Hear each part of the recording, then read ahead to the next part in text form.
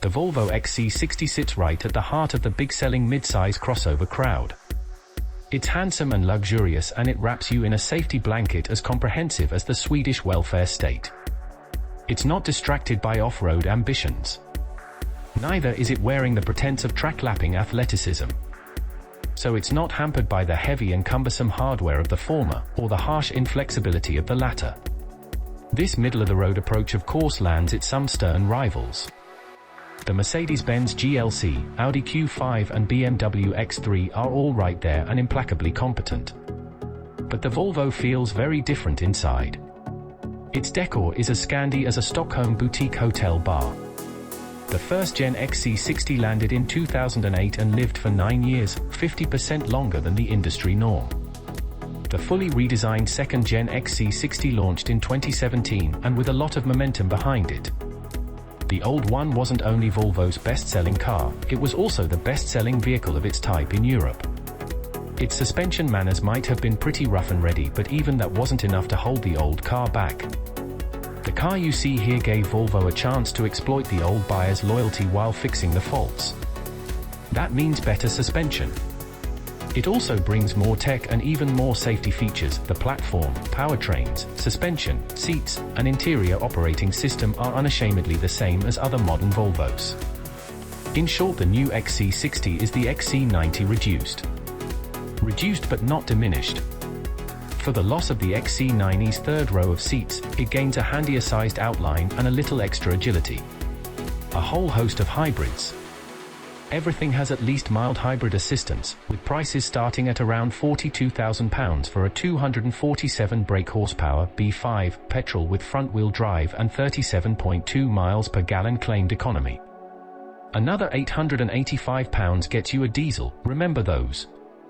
That's over a second slower to 62 miles per hour but tops 44 miles per gallon and brings all-wheel drive. AWD can also be added to the B5 should you have shunned diesel. If you're willing to spend £53,000, or significantly more, there's the T6 Recharge, a plug-in hybrid with 345 brake horsepower, claimed but improbable 282 miles per gallon economy and just shy of 50 miles of electric-only range on a full charge. Up your budget north of £65,000 and there's the T8 Polestar, which takes the PHEV powertrain and trades a few miles per gallon and emissions-free miles for a mildly 450 brake horsepower and sub 5.0 sec sprint to 62 miles per hour. Overkill for a mid-size SUV, arguably. But kinda cool too. On the safety front, the XC60 runs as many helping hand systems as any other Volvo.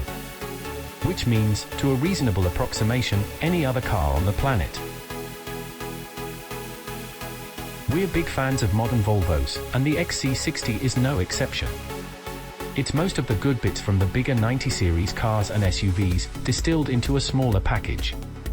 It's relaxing to be in thanks to the superb, calming cabin, get it in a bright color, you won't regret it, unless you have kids, and mostly relaxing to drive. It does things differently to the equivalent BMW, Mercedes and Audi, and good though those cars are, is all the better for it.